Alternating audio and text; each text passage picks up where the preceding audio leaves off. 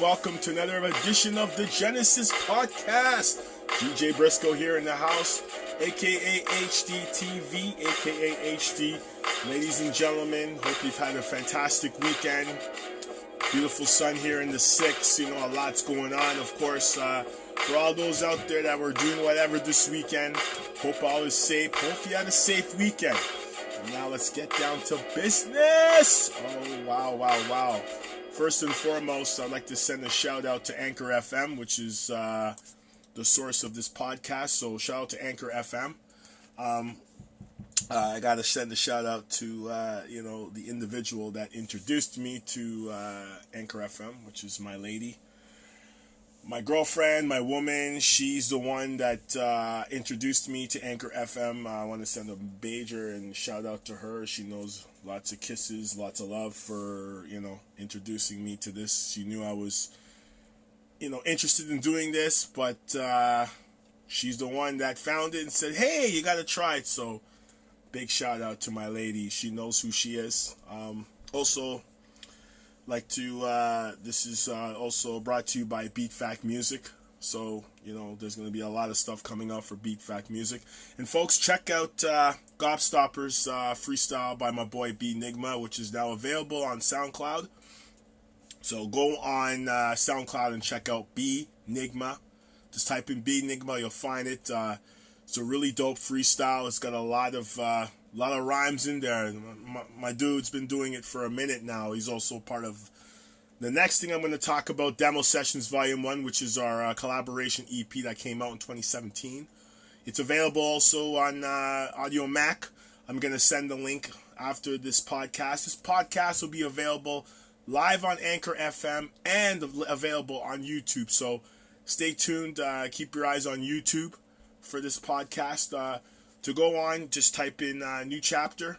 So go on YouTube and type New Chapter, and it will be on there, episode 2 of the Genesis Podcast. So, just check it out. Thanks for all those that have heard it so far.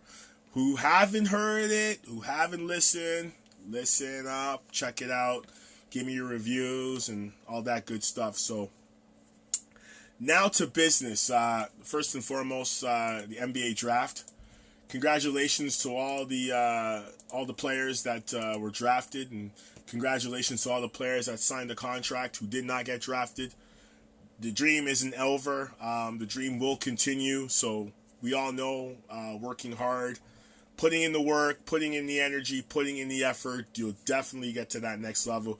We've seen magical things happen. Guys like Manu Ginobili, Draymond Green, guys like that who got drafted in the second round and were Hall of Famers, great players.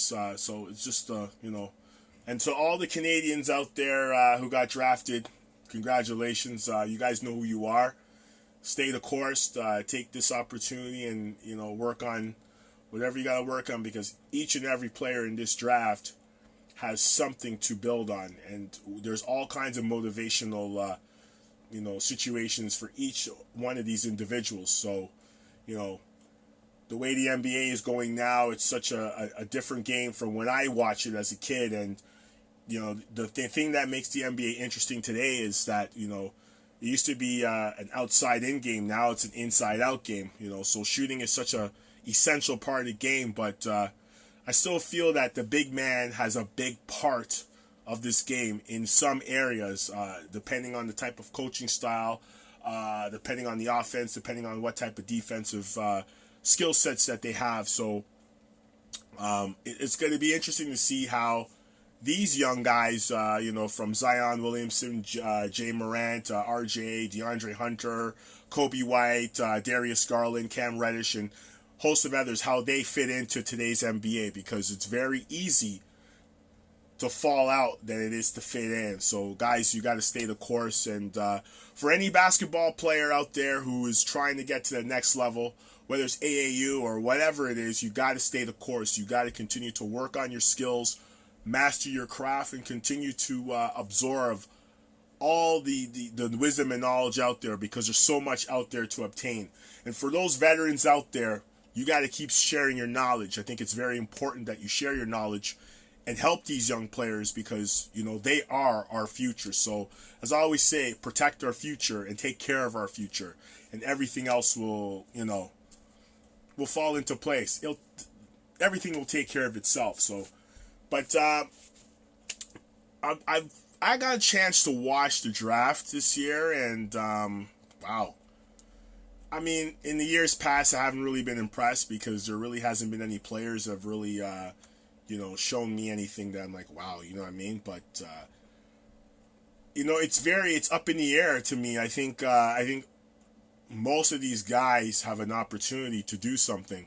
The way the game has changed, and it's going to be interesting to see, like, what Zion is going to do, especially because of his size and his agility and you know, his athleticism. What type of game is he going to bring, you know, within the next 5 to 6 years? Because, I mean, as much as he's a high flyer, you know, he's got that Antonio McDyess ability, he's got that LeBron ability, that, you know, brute power, aerial assault. You know how developing an inside game is important. I mean, get that jump shot in, you know, becoming a facilitator, becoming a defensive threat. So I hope that that kid becomes a wrecking force in the league. I think he can. But again, it's got to be put in the work. Morant, same thing. I mean, he's got that point guard ability in Memphis. I think he could do something special. RJ, I mean, got to keep, you know, shooting that rock, but he's also got to develop a little more strength. But I think the strength mentally is where he's going to be okay. So I think he'll be all right. I was asked, you know, what are my surprises? I think Bruno Fernando from Maryland is my wild card. He's one of my wild card picks. I think he was drafted. I think he was drafted in the second round, 34th overall by the Sixers, if I'm correct. And I feel that guy's got something special in him. I watched the guy. I watched him a couple times throughout the year, and I was shocked. I thought he'd be drafted in the first round, but, you know, stranger things do happen. So, but I think my wild card pick will be Bruno Fernando from Maryland. I think that guy is going to be something to keep your eyes out for. So it's just interesting how the NBA draft and how teams draft and how teams look at things. And, you know, it's a different game. You know, it's like the Raptors. The Raptors proved to everybody that you don't need a super team to win. They had a superstar, and they had everybody who knew their role. Everybody. Kyle Lowry, Pascal Siakam, Marc Gasol, Fred VanVleet, you know, even Serge Ibaka, my guy Serge Ibaka, just, you know, those guys digged in deep. They did what they had to do, and they brought the city of Toronto an NBA championship. So, you know, this whole schematic of what it takes to build a team, you know, to compete for a world championship is not what you think it is now.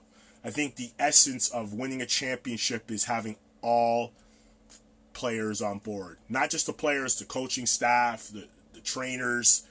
Everybody's got to be on board. And once that happens, as you saw, things are going to, you know, come into place. So, you know, I'm definitely going to be talking more about the draft as we get into Summer League. But another thing I want to shift to is this load management situation that's really, really gotten a lot of people's eyes open since Kawhi, you know, was obviously, you know, I would say he's the essence, he's the groundbreaker of it. You know, he missed 22 games because of this load management, which has really kind of opened other teams' eyes and saying, well, maybe should we be doing it? And it's such a catch-22 because load management means players are going to be missing games, which means the fans who are paying their hard-earned money is going to miss out on a potential superstar.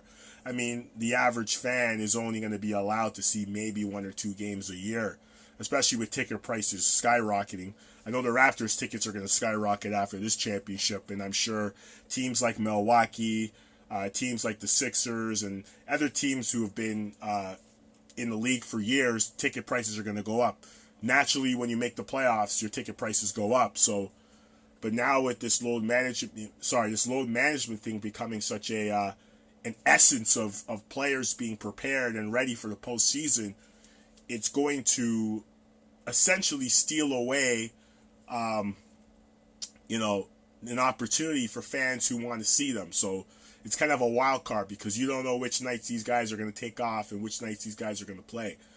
Guys like LeBron James, definitely going to see load management this coming season in the fall. Chris Paul, if he's still on the Rockets, definitely. James Harden, I don't expect it. He's the type of guy, he wants to go 82. Russell, my boy Russell Westbrook wants to go 82.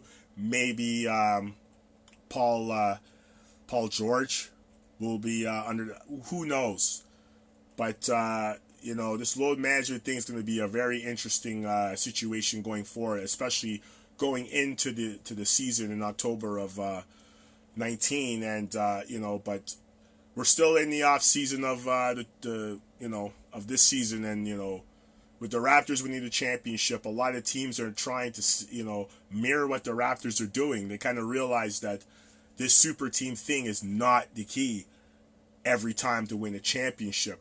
So it's becoming a very interesting way of playing basketball, and I like that way because personally I think the way the Raptors win is an old school way of winning. So the off season is going to be interesting. I'm looking forward to it, but I'm also enjoying the fact that old school basketball, hard grind, transition defense, fast break, transition points is kind of what's winning games and what won the championship for the Raps. So, but I'll say this, I expect Golden State to be back in the next couple of years. I think they got one more championship, and somebody was asking me if the dynasty's over, and I think it is, but I think they still got one championship left in them. I think they got one title left in them. So I think it's only a matter of time before they come back. Whether KD's back or not, I still think they got one title left in them. But the way that the league is changing, a lot of things could happen. So stay tuned for that.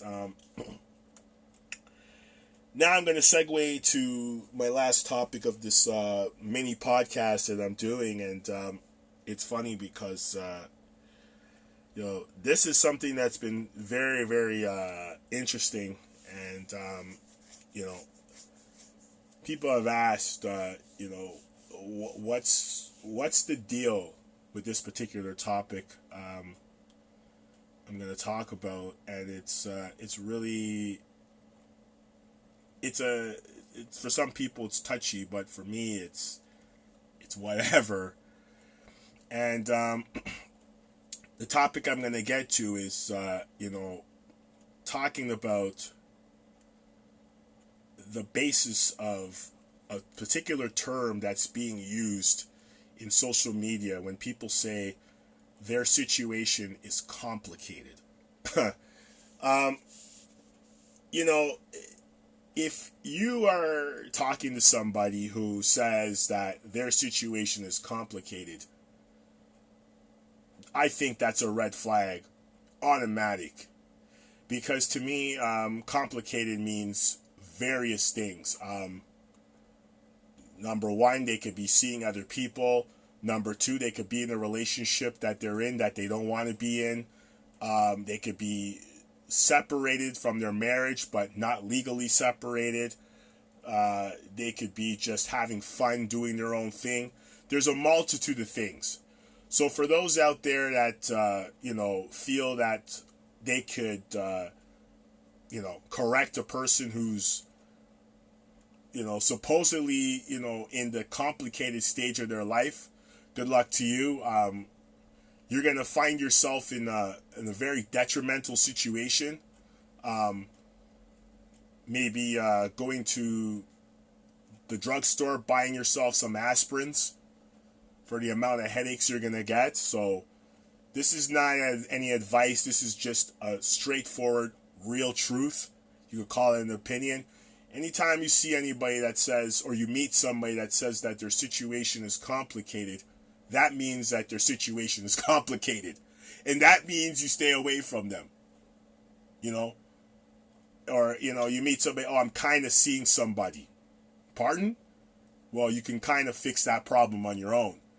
So there's a lot of scenarios that people say that are, complicated.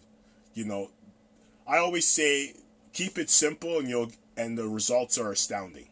And I feel that if you are talking to somebody and their situation is complicated, It's not fixable by you. You're not a superhero, you're not a doctor, you're not a psychologist, you're not any of those things. And even those people cannot fix that situation. So if you're going to try to, involve yourself into a situation that the word complicated is in, you're going to find yourself in a lot of trouble. At the end of the day, you're going to come out of that situation very hurt, broken, and angry at the world. So, yeah, for that topic, it's something that some people don't want to talk about because they are, involved in that situation. But you got to keep yourself in a position that you understand that you got to know the rules and the laws of respect. And if you don't respect yourself, then you're obviously not ready for any type of situation or a scenario. So understand that there's a focus out there that you need to, maintain, and there's a decorum that needs to be set. Or otherwise you're going to find yourself, like I said again, in the drugstore buying those aspirins, Advil, or whatever it is, or, Tylenol 3 or whatever it is, or doing whatever you need to fix or eradicate the pain. So I've heard some people ask a question in a group that I was in a couple of years ago. We had like a round table group, and we talked about that subject I just talked about. And there were some people saying that, complicated is just something that they need to sort out. And maybe if the person just gives them a chance, and I looked at them and I said, you're on crack. It's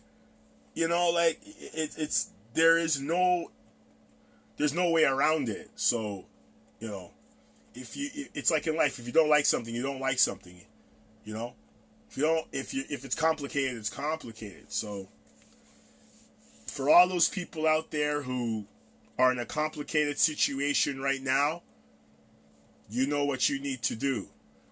But don't try to go into somebody else's life and complicate theirs. So I always say hurt people. So you got to be careful with that, because that scenario is true and it happens a lot. So, but yeah, that's just one of those things. It's another subject in the whole laws of relationships and partnerships and stuff like that, and so it's kind of it's an interesting topic, and I wish that I was on that level where you can get people to call back if I had a number. Obviously, I'm not in that stage yet. I'm just doing this on Anchor FM, but I would love to hear people's views on this complicated situation, because I feel that there's so much about it that could be addressed, even a round table discussion, especially now, would be such a huge essence to, getting people's views and perspectives on this. So, but that's my take on that. And folks, once again, thank you very much for listening to this short podcast. Once again, I'll be coming out another episode, very soon. But those are my topics for today. And as time progresses, I'll make this longer and longer, and I'll have an interview and all that good stuff. But for now, have a good night, and talk to you soon. This is the Genesis Podcast, sponsored by Anchor FM, BeatFakMusic. Have a good night. Have a good day, morning, wherever you are in the world. Respect.